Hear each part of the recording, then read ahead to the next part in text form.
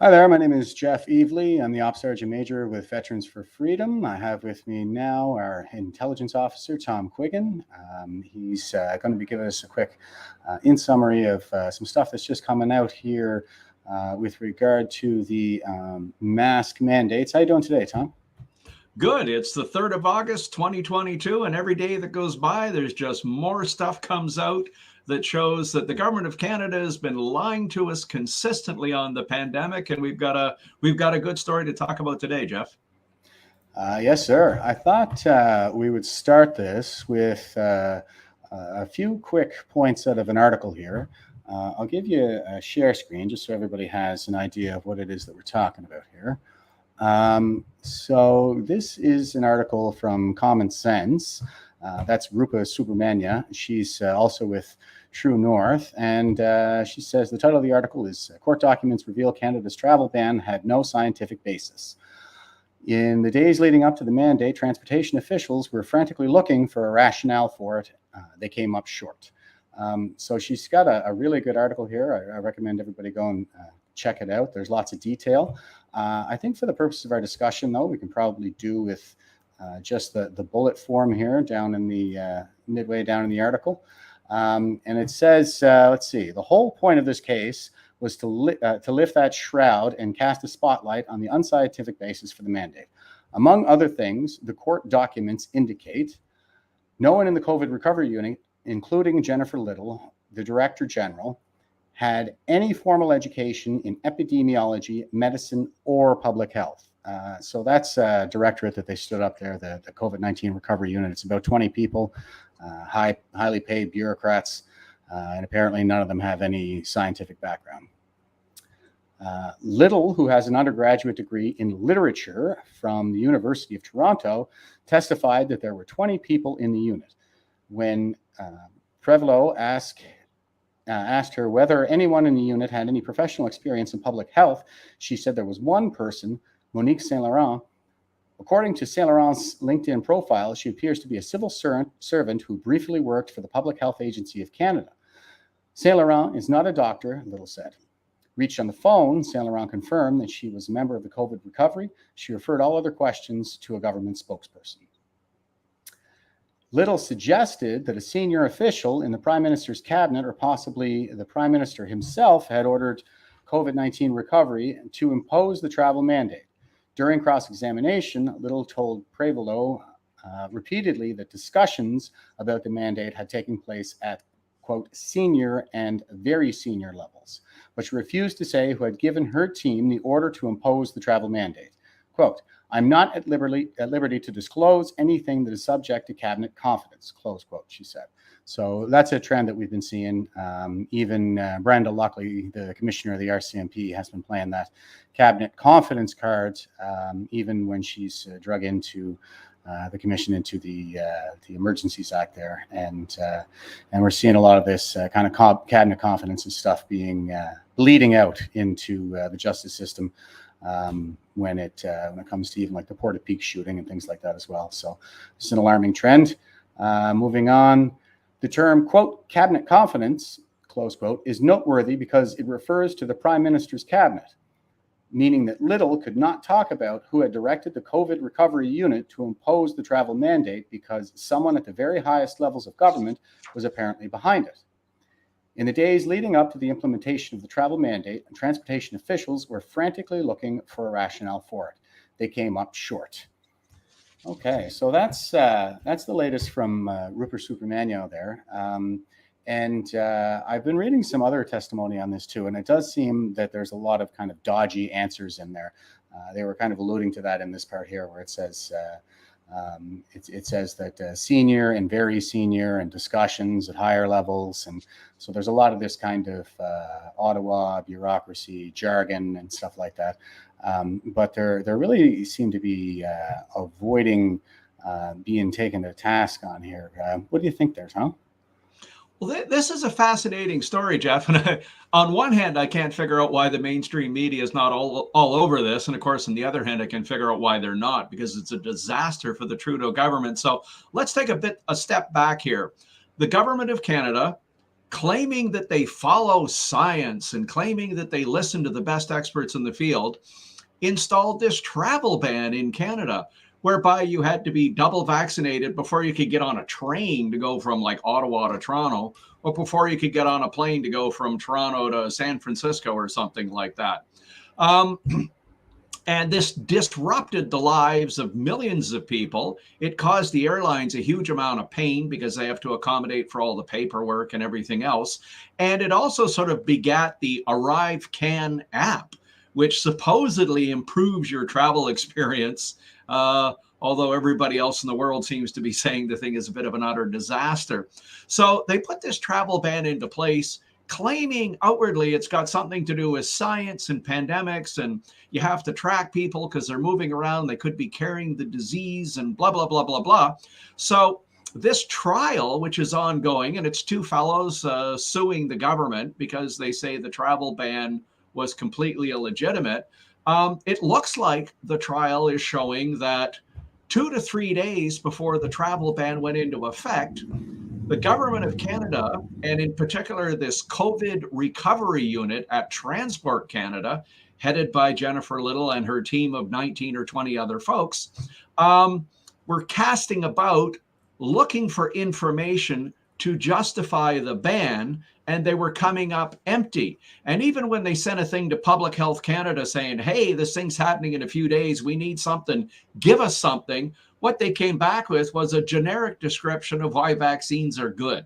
Nothing to do with travel, nothing to do with airplanes, nothing to do with trains, whatever. So you've got a team of 20 people in a kind of secret unit that no one's ever really heard about, and it's very hard to find anything on it. It's almost invisible to the public. Yeah. So there's this magic little team called the COVID recovery team that's in charge of this kind of thing. Nobody on it has any medical qualifications except for this Monique Saint Laurent, who has at least worked for Public Health Canada. And I went through her background, and she seems to be a bureaucrat that sits on guidance teams that oversees research projects and stuff like that. So she would be at least familiar with the jargon and everything else.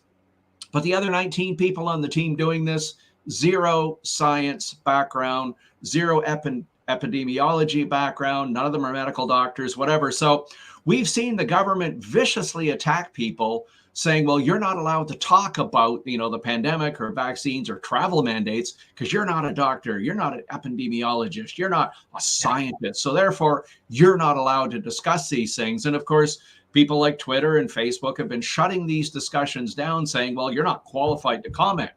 Well, turns out the team that puts this travel ban into effect has zero qualifications. Yeah. And that's absolutely stunning. So as I mentioned, Jennifer Little, who's in charge of this team, and she's a director general. So for folks out there in the rest of the country that don't understand how Ottawa works, and I'm not sure I understand it after having lived here for 30 years, you've got the Minister of Transport. Great. He's the politician who's in charge of the thing. Next person down, Deputy Minister. So that's the most senior civil servant in the department. And then you've got kind of assistant deputy ministers who directly report to the deputy minister. And then you've got director general. So for folks in the military, think of the director general as kind of a 1-star, 2-star general. For folks out there in the world, think of this as the chief of operations for a factory or something like that. This is a very senior person with direct hands-on responsibility for getting stuff done in the department. So she's got a degree in English, which is kind of, well, I guess you can read. That's good. But more importantly, when you go into her background, her previous job was Director General, and I'm just going to read this to make sure I get this right. She was Director General, Multimodal and Road Safety Program, Transport Canada. So multimodal transport, as I understand multimodal, what that means is you have a 20-foot sea container, which can be on a ship, it can be on a train, and it can be on a truck traveling down the highway. So her job at Transport Canada was a Director General of a safety program for highway safety that involved multimodal transport, trucks, containers, that sort of stuff. So not saying that's not important and not saying it's not good, but I would ask the question, what the heck has that got to do with a pandemic? What the heck does that have to do with a travel ban? And of course, the answer is absolutely nothing.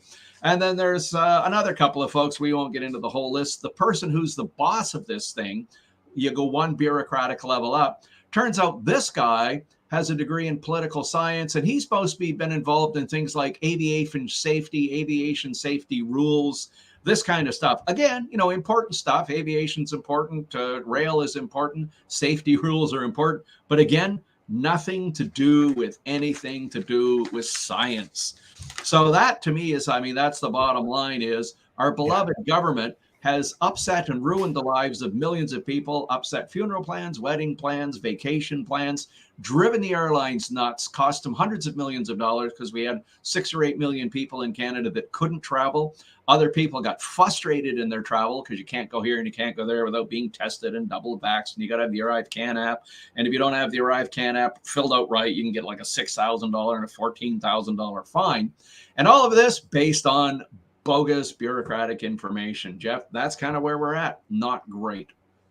Yeah, I was seeing something, even you mentioned the ArriveCAN app there a couple of times, and apparently that thing can order you to quarantine at random. It just kind of selects people out, whether they've tested positive or whether they've been vaccinated. Regardless of all of that, they can still be selected for that random isolation. And it's a little bit shady too, because apparently on the App Store, it's got like a 5-star rating or a 4.5-star rating, and there probably has more ratings on there than the number of people who reportedly downloaded the app. So it's all very shady around that as well. Yeah. Go ahead. I'm just going to say, Jeff, I kind of looked into that and I thought, is this like, I saw some poor guy who's double vaccinated, got both boosters, filled out his ArriveCAN app, did everything correct, had his paperwork with him, goes through the CBSA checkpoint at the airport, and they say, have a nice day. And he leaves. He thinks everything's great. And then he gets this thing that says you must quarantine for 14 days. You can't travel. If you travel, you're going to get a X thousands of dollar fine. And this guy, agree with him or disagree with him, he did everything right. He's completely compliant. So you say, well, okay, maybe, there's glitches, it happens. So I delved into it, and it looks like about 3% of people who are clearing the airport correctly. In other words, they've got the ArriveCAN app, they got it all cool, everything says it's good. They're still getting orders to quarantine, and they're saying it's kind of a little glitchy. And I just think, wow, if that was, it happened to 3 people or something and run of a year, you go, okay, that's bad. But it's like 3% of everybody who's traveling, which means as a software application, simply put, it's not working correctly. This isn't just, a 1 in a million bug. This is like several times, 3% of all people. That's a lot of people if you stand there at Pearson Airport and count them, or Montreal Airport and count them. So that's kind of an issue. And then you put on top of that the whole ArriveCAN app is based essentially on bogus information anyway, i.e. the travel ban was bogus because there's no science behind it. And then if you dive into the rationale behind the ArriveCAN thing, it's like you need to be double vaxxed. Mm-hmm. So for most folks who are double vaxxed, they got the first vax probably 1.5 years, almost 2 years ago, and they would have got the second one about 1 year ago, 9-10 months ago. So Public Health Canada has said the efficacy of the vaccine is about 5 months. So you've got people who are double vaxxed, so they're being checked for a vaccine they got 1.5 years ago, 1 year ago, which Public Health Canada itself says isn't working anymore. So it's just like bogus concept, i.e. the travel ban, based on, they pile another thing on top of that, the ArriveCAN app, which when even if you assume it was working correctly, and even if you assume it was the right thing to do, it's testing for something that's no longer relevant, disrupting your life for something that's no longer relevant. It's driving the airplane folks nuts. It's driving the tourist people nuts, because people are deciding, to hell with this, I'm not traveling, I'm not going to go to Canada, I'll avoid the airlines. So it's killing industry, it's disrupting people's lives, and the whole thing from top to bottom is just great big pile of bogus information. Yeah, and it's pretty incoherent, really, because the concern I think that I have with the ArriveCAN app primarily is that it was rolled out and marketed as a way to speed things up for regular travelers. So maybe you won't have to spend as much time in line, if you're already registered through the ArriveCAN app. But that's not panning out for people. And also we've seen some reports of truckers, for example, that are, being identified well in advance while they're approaching the border. Apparently, different CBSA officials are able to see when they're approaching. At least we've had some reports on that. But you also mentioned like the absence of any science behind any of this stuff. I hear people saying the science a lot. So, I'm always asking them, like, what do you mean by the science? And as far as I can tell, they usually mean the punditry or, the TV, essentially. But just to give you guys a little bit of a flavor for kind of some of the stuff that I've seen out there. And this is just kind of one example that I think serves our purpose here today fairly well. So this is from the Annals of Internal Medicine, effectiveness of adding a mask recommendation to other public health measures to prevent SARS-CoV-2 infection in Danish mask wearers. So it's a randomized control study, and it's got a pretty sizable group as well. So that's a good thing. You've got a total of 3,030 participants. They got all the numbers broke down. So, and it says, although the difference observed was not statistically significant, the 95% confidence intervals are compatible with a 46% reduction to a 23% increase in infection. So that gives us nothing, essentially. So you're still kind of riding around that zero mark, and whether you're getting a benefit or whether you're getting or whether it's actually doing harm, you're not even able to draw that conclusion from the numbers that we have right here, because it could be a 46% reduction or it could be a 23% increase in the rate of infection. And I have seen a lot of other stuff too. This is a little bit milder. I remember seeing one that came out of South Korea that said that respiratory tract infections were up when it came to the mask mandates. So you'll see, like in this study here, it's specifically for the prevention of SARS-CoV-2 infection. But when you start factoring in like other health factors and stuff like that, then that goes up as well. And I think what we're looking for right now, I saw a comment because, so here, I'll put this up there. So we get these kinds of questions fairly frequently these days. Somebody's asking, so what's the plan?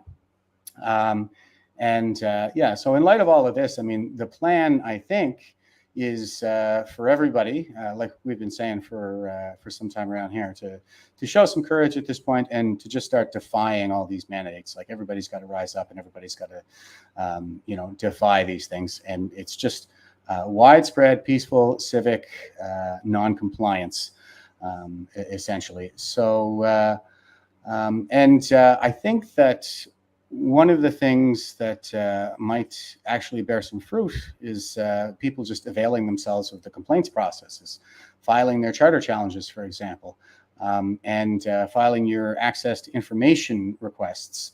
I just filed one today for Nova Scotia, asking, what is the evidence that they're going on here to put these mandates into place? And I think that that's the kind of thing, that's the kind of engagement that we're looking for from people right now. We'll see what they're able to come up with, but I'm very doubtful that we're going to be able to get anything out of this. But the tactic seems to be now that they're trying to say that these challenges are moot because the mandates have been suspended. So I don't know where that's going to go, but what are your thoughts on that there, Tom? Are these mandates moot now because of the suspension that they've put in place, or is this something? No, they're not. That's the problem. I mean, this travel ban that, you had to be double vaxxed to get on an airplane. People say, oh, the government canceled it. It's not. No, they didn't. They put it into abeyance. They've just temporarily suspended it. They haven't canceled it, and they've reserved the right to go right back to it.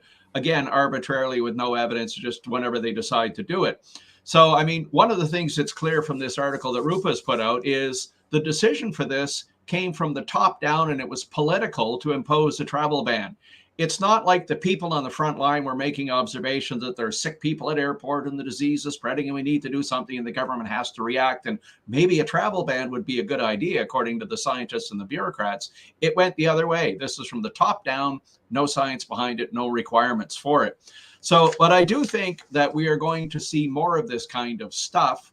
The government of here in Canada, I mean, if you've been watching, we've got the health minister saying, you need a shot every 9 months. And again, nobody knows how they came up with 9 months, but that's the arbitrary figure they've chosen. Now they're saying fully vaccinated is going to mean 3 shots. So I would say watch this fall, see where this is going. If there isn't a lot of pushback, I think the government's going to go ahead with a sort of a 3-shot minimum, if you will.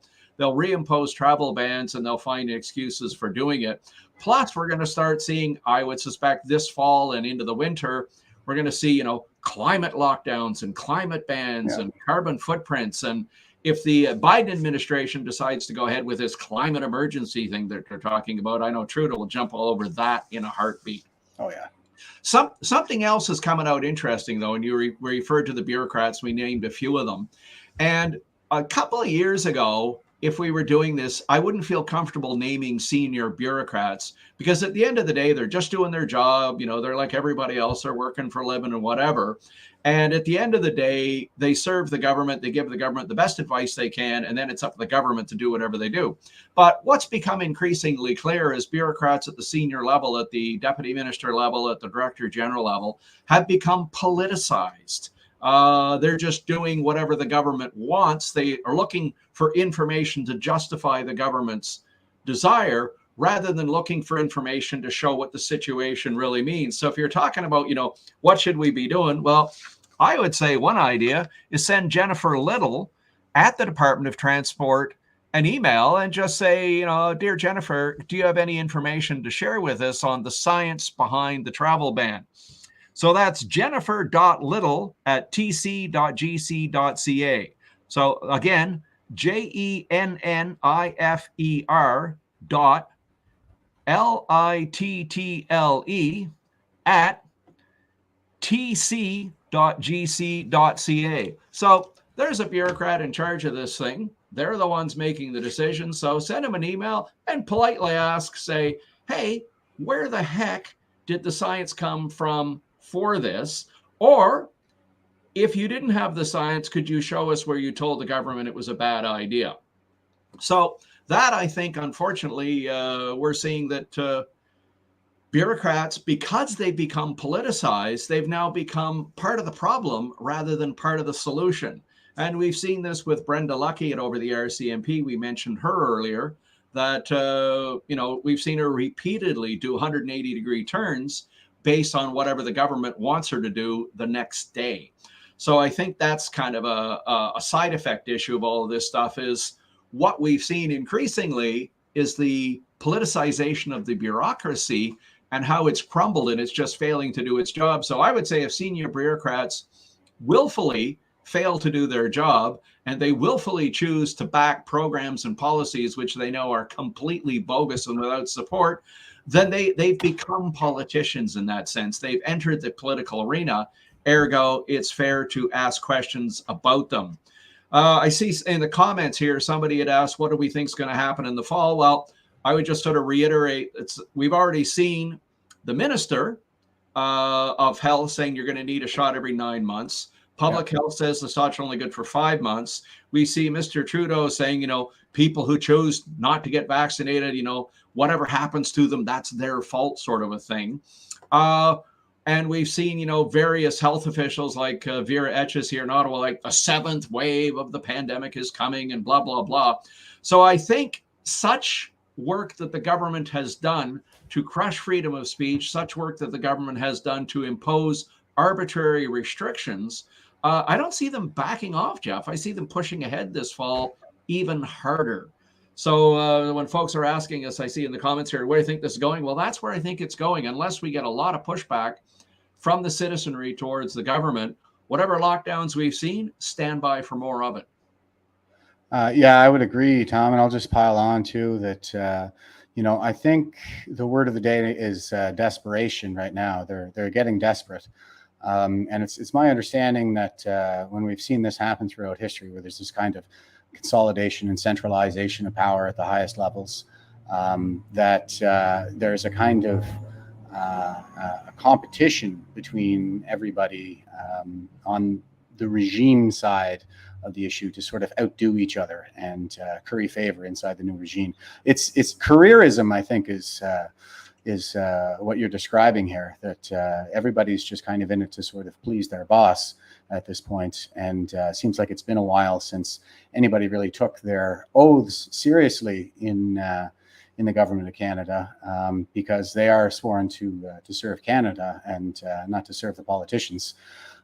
So that's a very, I don't know, it's a pretty intractable situation, but we're getting a lot of questions about how we deal with this when it's coming in the fall. And like I said, I see things kind of ramping up where they're talking about bringing in these fertilizer restrictions now. So we've got this kind of a perfect storm where, there's food shortages, energy shortages. There's going to be a kind of planet-wide, I think, immunosuppression due to food shortages. And then we're going to end up with like a real pandemic, which could be really devastating. And then, there's these wars on the horizon. And so we have this kind of a trifecta of war, famine, and food shortages that really put a lot of pressure on our state system. So going into the winter, we could be looking at energy shortages, people freezing, people having trouble getting access to food, people requiring vaccinations to stand in the bread lines, so on and so forth. So what is it that regular Canadians, you think, really need to do in terms of taking action to keep us from going down this road?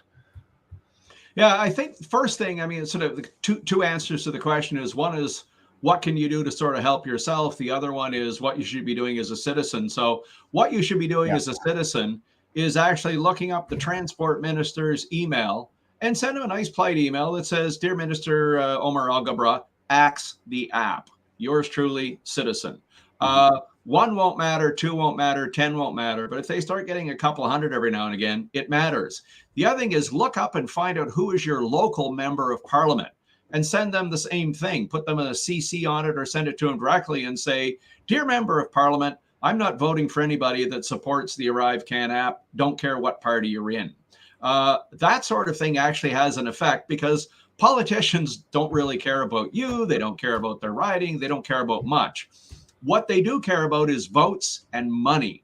And in particular, they care about money in terms of how it leads to more votes, i.e. spending campaign money, that sort of thing. So when they get one email that says axe the tax or axe the app, they don't really care. If they get 10, they don't really care. If they start getting 25, 50, or 100, then they actually start to get nervous. They start to wonder wow, will this thing cost me votes in the next election? And that's the only way you can put your thumb on the neck of a politician. You want to put your thumb into the jugular vein or that, and just sort of, cut off the blood flow to their brain, because you're not allowed to do that. But what you can do is go after them that way. And that actually matters. The other thing you can do is talk to your neighbor or talk to the group that you hang out with for coffee on a Saturday morning or something and say, let's get going on this. Put a sticker on the back of your car that says, dump Trudeau. It actually has an effect. When they see that kind of stuff going on, it really starts to worry them. Now, will it affect Trudeau? No. But will it affect Liberal MPs who are in marginal ridings who may or may not get reelected?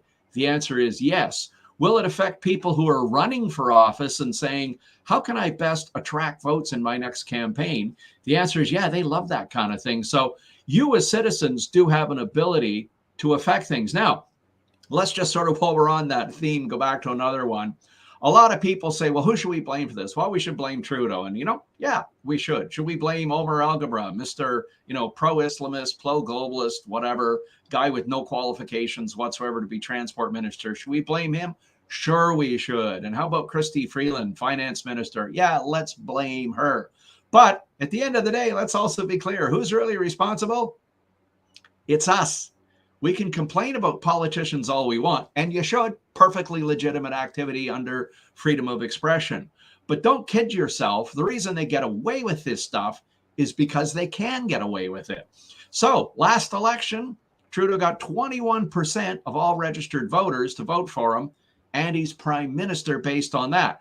Speaks poorly of our electoral system, but it speaks poorly of Canadian voters as well, that 79% of people didn't vote for him, or more importantly, they didn't vote at all. So if you want to have an effect in the next election, get out and vote. Doesn't matter who you vote for. I'm not going to tell you to vote for, but get out there and vote. And if you look at them and you think they're all clowns, well, then put an X through everyone and spoil the ballot. That works as well. So be your own hero, like James Topp says. You're responsible for the country. You're responsible for what's going on. So get out there and get engaged. Talk to people, email campaigns, vote. Yeah, I think it's really important to get that message out there. And on the subject of like voter apathy, I usually take that as a symptom of perhaps oppression or kind of disillusionment with the whole system. I know that Doug Ford, he had a really poor turnout for the last election, even though he did win it, but his total number of votes are down. Like the turnout was way down. And I hear a lot, that there's just nobody to vote for. And I agree, and that's kind of why I'm getting involved too. And who knows, at some point in the future, I'll maybe run for office or something like that. And we have Tom Marazzo, who's already run for office. So yeah, folks, get out there and get busy with all this stuff. Yeah. Another thought that's worth looking at, Jeff, and you're seeing this in the United States and you're seeing it in Europe a bit more, that people do tend to focus on the office of the prime minister or the finance minister or the cabinet or whatever. And yep, that's important. But if you want to have a real direct effect, an immediate effect, and something where one person can make a real difference, start looking at your local school board, start looking at your local city council, and start zeroing in on those people. So here in Ottawa right now, there's a mayoral election and a councillor election coming up this fall. And it looks like as many as 5 councillors may get in without having to run because no one's going to run against them. In other words, apathy has become a real issue. So get engaged at the local level, school board level, municipal politics, whatever. Start sending emails to these people saying, why did you vote for this? Why are you voting for that? Why are you increasing taxes? Why do we have critical race theory in school? That sort of stuff. Why are increasingly cities getting involved in climate change? In other words, it's not the business of the mayor of Calgary or the mayor of Ottawa to start saying, there's a climate emergency in Calgary. It's not their job. It's not their lane. Your job is get the stupid streets fixed, get the police department to work, get the school board open, pick up the garbage, mow the grass in the public parks, and get that stuff done. So, politicians at that level need to be called to account and say, quit fooling around with all this airy-fairy progressive nonsense and get back to doing your job. And by the way, if you did your job correctly, life would be a lot better for everybody. Policing, schools, municipal works. Yeah, I know it's boring stuff. It's not exciting, but it's actually critical and it's important. So again, if you're a citizen out there and you're wondering what's going on, look up your local mayor, look up your local councillor, and start sending them questions. How come the roads aren't fixed? Are you spending more money on transgendered washrooms at the minor hockey rink than you are on road repairs? And can you explain why? Yeah. That kind of thing has an effect because guess what? Folks don't want to lose their seats. They don't want to lose their gold-plated pensions. And that will rattle their cages a bit, Jeff. Yeah, for sure. I said for years, that it's all about looking good, really, when it comes to the careerists, especially the kind of careerists that I saw in Ottawa, like upper ranks in the military and senior bureaucrats and stuff like that. And so if you want to make them stop and think, then you got to hit them in those optics, start making them look bad out there, ask them questions out in public, get yourself on a live stream or something like that while you're calling somebody out. And make these people's attack them in the image, because that's what really hurts them. And I had a couple other comments that I wanted to throw in here too.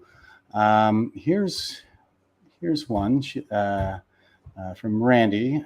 Says there are very few public servants left that don't toe the Liberal Party line. I know from experience that if you even hint at questioning their narrative, whether it be vaccines, mandates, CRT, that's critical race theory, or any other woke ideal, they will overtly squash your career progression and look to force you out. I can say that I saw quite a bit of that in the military too.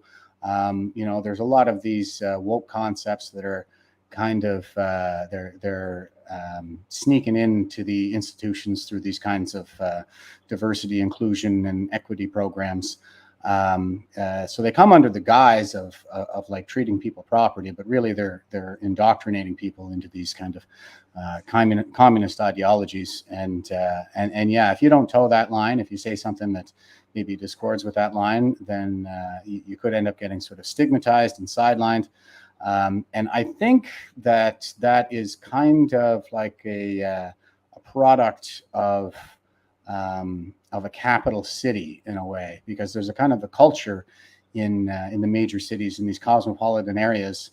Well, it's a cosmopolitan culture. It's woke and a little bit out of touch by most standards, I would say, by most rural people standards. And so they're kind of in that bubble where a lot of these ideas just are not getting tested on a daily basis against reality.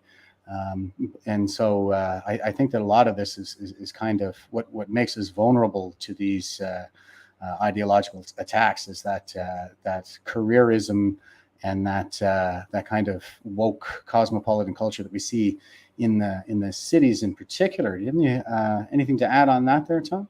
Yeah, just by way of quick explanation here, what you're actually talking about, of course, is the politicization of the civil service. Yeah. So I've been here in Ottawa for 30 years now, actually more than 30 years, with a couple of side trips to Bosnia, Croatia, the Netherlands. I lived in Singapore for a year and a half, but ultimately I kind of wind up back in Ottawa.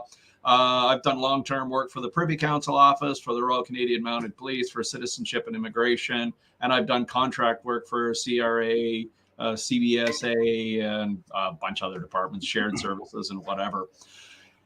Back in the bad old days, when I first started this foolishness, the politicization was there, but the general idea is, the theory of our bureaucracy is, the politicians are political. They're supposed to be. That's their job.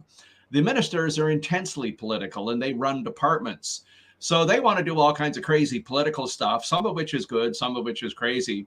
And the idea is the politics is supposed to go from the prime minister down to the minister, and then down to the deputy minister, who is the senior civil servant in the department as deputy minister. And the idea is that's where the line is drawn. The deputy minister should be exposed to the political ideas, the political issues, the crazy stuff the ministers want to do. But that's where it's supposed to stop. From there on down, it's supposed to be professional work. It's supposed to be science-based, fact-based, research-based work, or stuff that's for the general good. Now, over the years, there's always been a bit of a leakage that certain people at senior levels will understand what the government wants, and they'll try and shape the policy to please the government rather than shape the policy to do what's effective for Canada. But starting with Pierre Trudeau Sr., like Prime Minister Trudeau Sr., that began to leak a bit. It was kind of bad under Jean Chrétien. It continued under Harper. But what's fascinating is, under Trudeau, they've made it abundantly clear to everyone that you either toe the government's line or you get in trouble. And that goes right down to what we call the desk officer level. This is right down to the sort of low-ranking folks that do the actual processing of forms, that do the sort of more minor and mundane work. It's made abundantly clear to them that you toe the party line or else. And this is what's happened. I mean, it's not just like the commissioner of the RCMP that's fully political. I was talking with a corporal in the RCMP earlier this summer, and I almost fell over when we were talking about the mandates, the vaccine mandates, the trucking convoy, and this. And she actually looks at me with a perfectly straight face. This is a corporal in the RCMP, goes, "Well, you have to understand, travel is a privilege." Yes. I was just floored, and I just sort of said, "Well, look," I said, when I read the Charter of Rights, it says freedom of mobility. Doesn't say anything about the privilege of mobility, and I didn't want to get into a scrap with somebody at that point. But you can see that right through the civil service, we've got people who have bought off the government line that whatever the government says is correct, and that's what we have to do. Bizarrely enough, big tech is doing the same thing. YouTube just banned another channel a while ago, you know, surprise, surprise. And what shocked me wasn't the fact that they banned it. What shocked me is they openly said that the information being presented in this channel does not conform to the government's approved policies on vaccinations. And I was just like, oh my God, they're actually saying it out loud that you're not allowed to have a scientific or technical discussion anymore in a public forum like YouTube or, you know, or Twitter or whatever. Anyway, it doesn't matter, like you and I are doing here, unless the discussion conforms to government policy. And it's frightening to see that we've had the civil service politicized right down to the desk level. And now we've got folks like YouTube and Instagram and Twitter and whoever else doing the same thing, that if you don't conform to what the government says is truth, you're in a lot of trouble. Now, just a fun little thing. It's kind of one of those meaningless little trivia bits of information, but it's fascinating. Back to the original subject, the travel ban. Why was it put in place? Jennifer Little is head of this quasi-secretive kind of COVID recovery force. So when you look her up on LinkedIn and, you know, where are you educated? What jobs did you have? Who are your influencers? Who do you really admire? She puts the Prime Minister of New Zealand, what's that woman's name? Jacinda Ardern. Jacinda Ardern, yeah. Prime Minister. And I just howled with laughter when I saw this. And then I was just like, at the same time, I was just horrified. Prime Minister Ardern of New Zealand is the same person that says you have to listen to the government on COVID information. The government is, quote, your sole source of truth. And I just like, oh my God, I don't think even Stalin or Lenin or Hitler would have been dumb enough to come out and say the government is the sole source of truth on a certain issue. Yeah. But I just thought, wow, we have bureaucrats who openly identify with people like that as kind of their role model.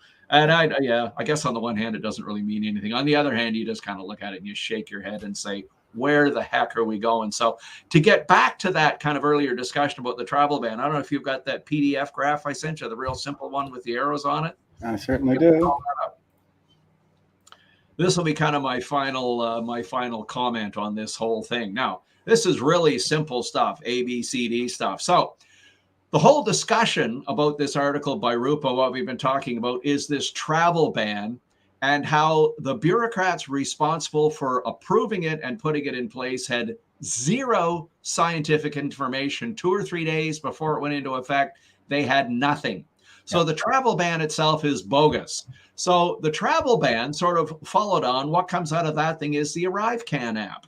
So you can say with some degree of clarity that the ArriveCan app's existence, when you sort of trace its intellectual roots back, is based on bogus information. Now, that whole travel ban and ArriveCan app that came out in the summer and fall of 2021 also sort of gave us the trucking border mandates. The whole thing about, you know, truckers for 2 years could cross the border, they could do this, do that. And all of a sudden, truckers are the bad people. They have to be double, triple vaccinated, and they can't do this, they can't do that. So that trucking border mandate that came out of the bogus science produced what? Freedom Convoy 2022 was produced by that chain of events that occurred when a bunch of senior bureaucrats and either the minister or prime minister decided to go ahead with a travel ban with zero evidence behind it. Now, having participated, shall we say, in Freedom Convoy 2022, and as a citizen, I kind of thought it was weird that the government never once during the entire convoy period came out to try and point at scientific validation for their decisions. And I thought they would have pushed out, you know, here's a New Zealand study and here's an American study and here's a British study where, you know, a travel thing was invoked and the disease dropped a bit, whatever. And of course, when the Freedom Convoy had its doctor's presentation, they invited the head of Public Health Canada to come down and say, give us something, give us anything, give us a study that shows what you're doing is valid. Well, now in retrospect, and of course, you know, 2020 is always great when you're looking backwards, Freedom Convoy was right. There is no justification for the risk. There is no science for this. And the reason the government wouldn't speak to the convoy at the prime minister level, the minister level, or the head of Public Health Canada level was they had nothing, zero. So it will be interesting to see if the investigation, the parliamentary investigation into the Emergencies Act, is supposed to start up again this fall, presuming we don't have an election. So it'll be curious to see if this subject gets brought up that says all of the science behind everything that brought us to the Freedom Convoy and brought us to the ArriveCan app is bogus. It's based on nothing. So is the government legitimate in its sense to use incredible emergency powers to shut down the challenge from Freedom Convoy 2022 when they knew internally their own information was bogus? They had nothing behind them. So about, you asked this question earlier, where are we going? What does the future look like? And I see there's a couple of comments about, what does the future look like? How can we do? What about all the corruption in the government? Well, the answer is try and be a little bit positive, follow this kind of stuff, follow the investigation into the convoy this fall, and start questioning that. Because I think the convoy investigation, or more correctly, the Emergencies Act investigation, is going to start turning up a lot of really strange stuff, including, guess what? The whole thing was bogus. So thanks to Rupa for having covered this trial. And thanks to these two individuals who we won't name here, who actually launched the lawsuit against the government of Canada, which forced the government to play its hand by putting people on the stand to justify their actions, who then, of course, couldn't.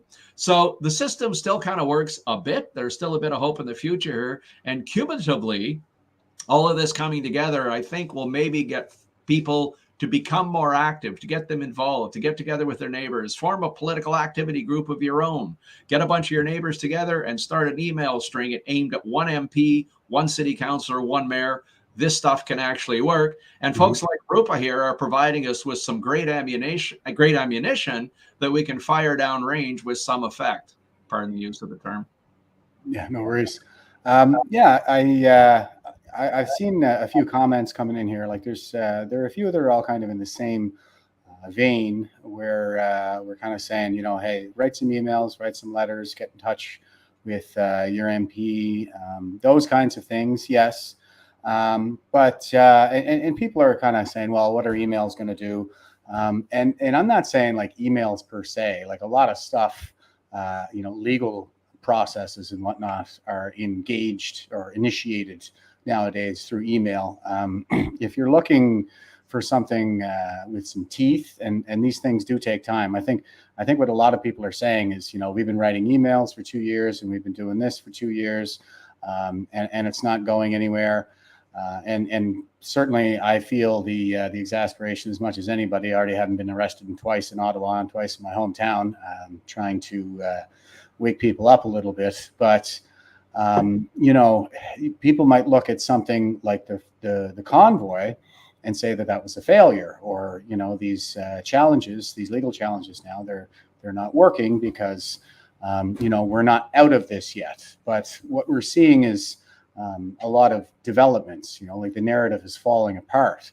More and more people are waking up, and especially with the convoy. I mean, we actually saw a change in leadership with the Conservative Party come out of that.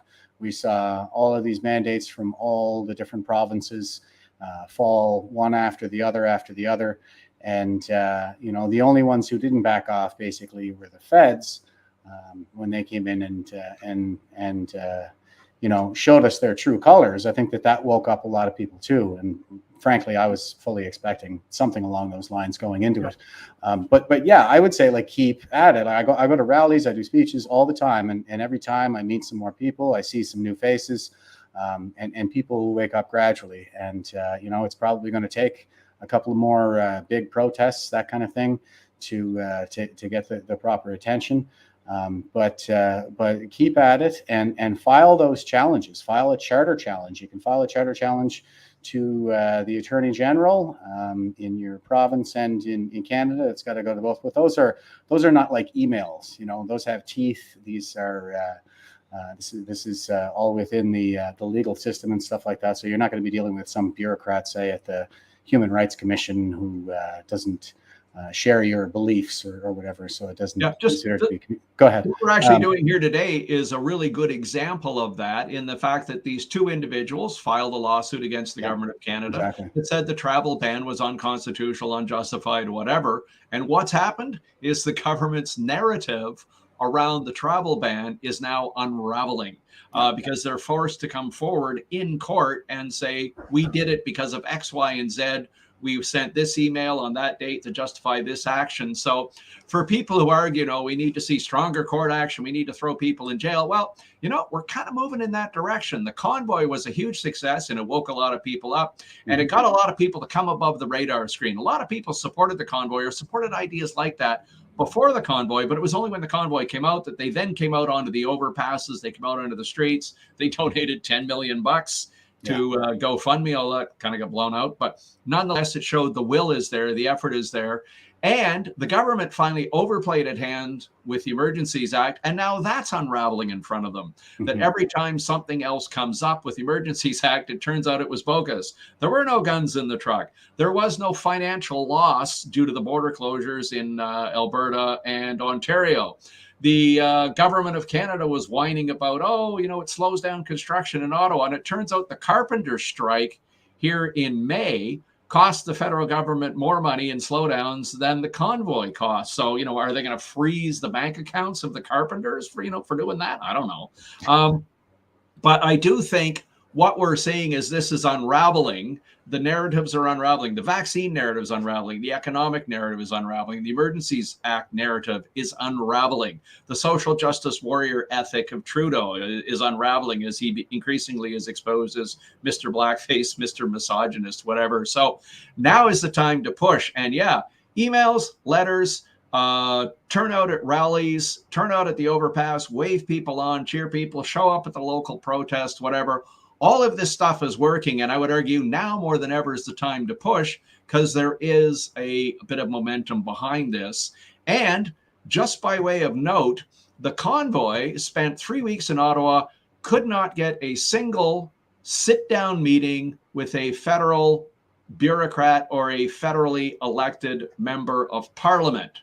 And notwithstanding the fact like 1 billion people around the world were watching that, they couldn't get a response. However, as you point out, what's his face there? Can never remember his name. Aaron O'Toole got fired because of that.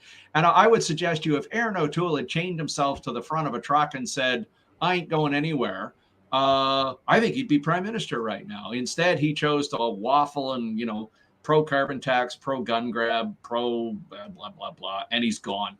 So James Topp has his march across Canada. He comes into Ottawa. 20 members of parliament showed up at 2 different meetings to meet him. And the potential leader of the Conservative Party showed up and marched with him.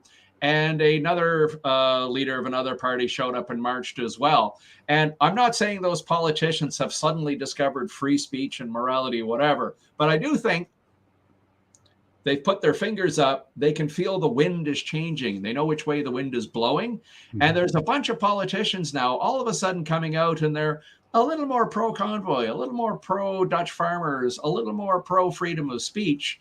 And I suspect, like I said, they sense which way the wind is blowing. In other words, the convoy caused the winds to shift. The winds continue to shift. It's getting better. It's getting good. Now is the time to jump on it. And eventually we will see more lawsuits. We will see potentially criminal trials occurring when it's discovered that people were pushing, for instance, vaccine mandates onto 6-month-old children when they know it is not only not helping the child, they know it's potentially detrimental. And I think that's the direction we're going. So I know a lot of folks are kind of downhearted and pissed off at the moment. Yeah. But I do think we're moving into an awkward period. We're moving into a difficult period. We're moving into a troubled period, but it's in a good way in the sense that people are waking up and starting to move. So between now and Christmas, I think we're going to start to understand the shift in direction as to where we're actually going. And by next spring, we'll have an understanding of where this is all going and how we can have an impact on it. So I would say the next 8 to 12 months are critical in our history, and it's going to be a fascinating time to be alive. Folks are living through history. I remember when I was out walking with the crowds in the convoy, I would see families, towing their kids along on sleighs and wagons or whatever. And I would say, hi, how's it going? What are you doing here? Oh, we brought our children down. This is history happening. They need to see this. And I thought, wow, it's great. People are getting the message. That's history happening. What we're seeing is history happening. Folks are going to read about this stuff in history books 10 years from now and go, how did them idiots ever get into that big a mess? And then how did they fix it? So, yeah, it's great days to be alive, Jeff. Yeah, thanks for that recap there, Tom. And I think that I just want to reiterate that going into the fall, the ticket is to be active. I know it's easy to be dismissive of sending some emails and stuff, but we're talking about engaging in processes and making people inside the state answer for the kind of decisions that are being made in there. And I do think that there are a lot of folks who are kind of in that bubble and going off the social cues in the bubble, thinking that they're perfectly righteous in behaving this way. But the more they hear from people, I think the more they're going to question that. And the more they see us out there in the streets, the more it's going to appear to them that the winds are changing, and the more we're going to get some of these politicians on board.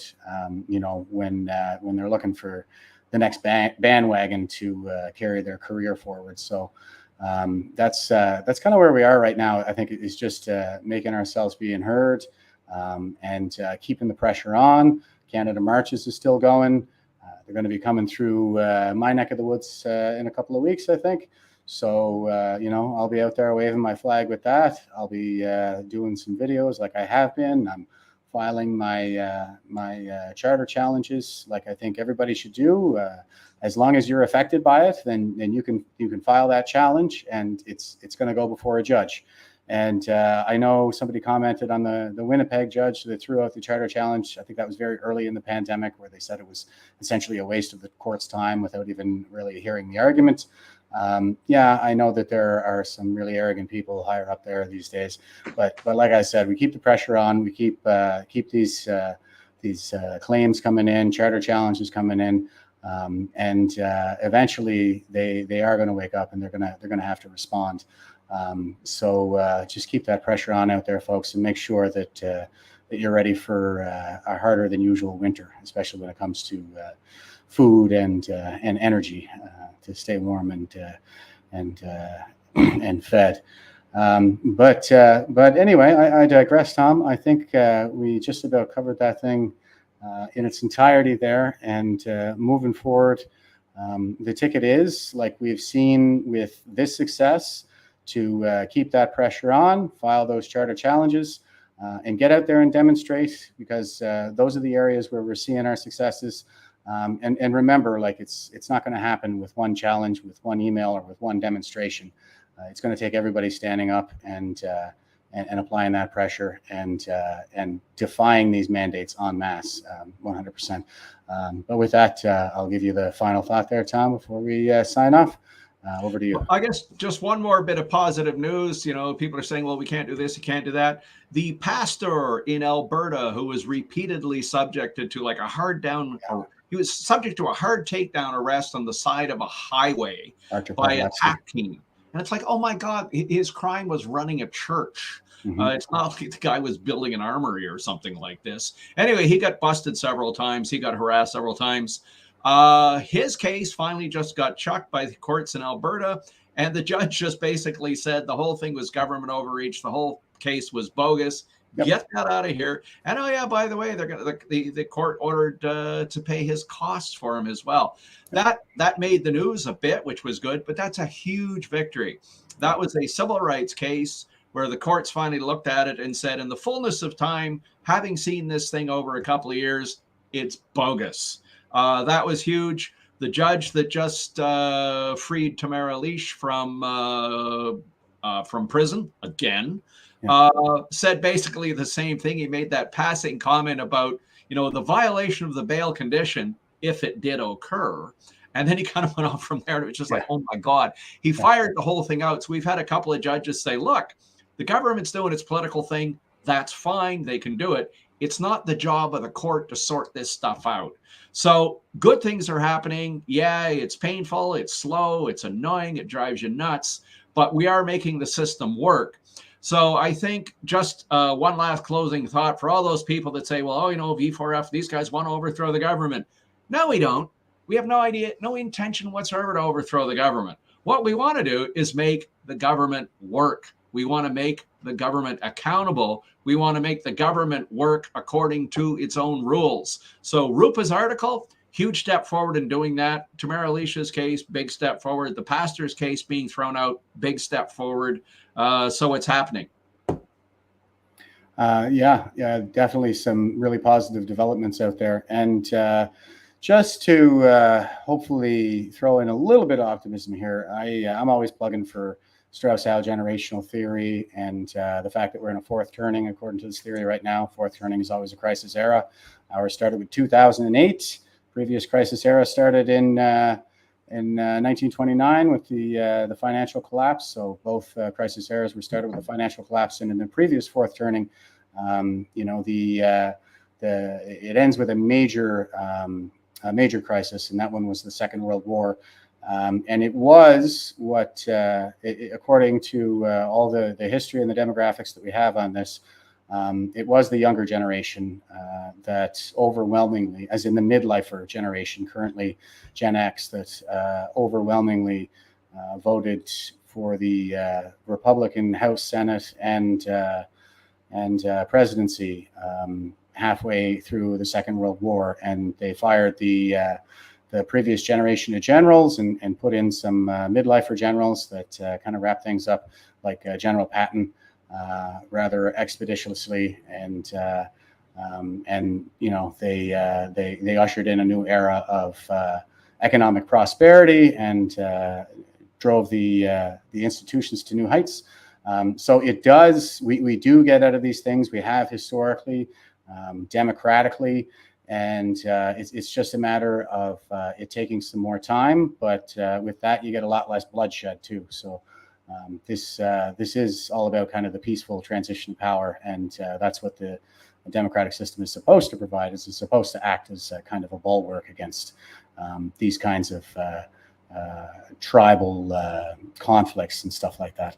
But that's it anyway for that. There's still no reason to believe that we can't come through this thing on time, as in before, hopefully 2026 or 2030, according to the theory, and without bloodshed and with a lot to look forward to, for that matter. So, but we're not going to get there without people acting. That's how it went down the last time, and I really have to get around to doing a good video on that so everybody understands what the hell I'm talking about. But that's it for me. Rant over. Tom, thanks again for coming on. It's always great to have you. And we'll be talking to you again very soon. Cheers. Thanks, Jeff. All right. Take care.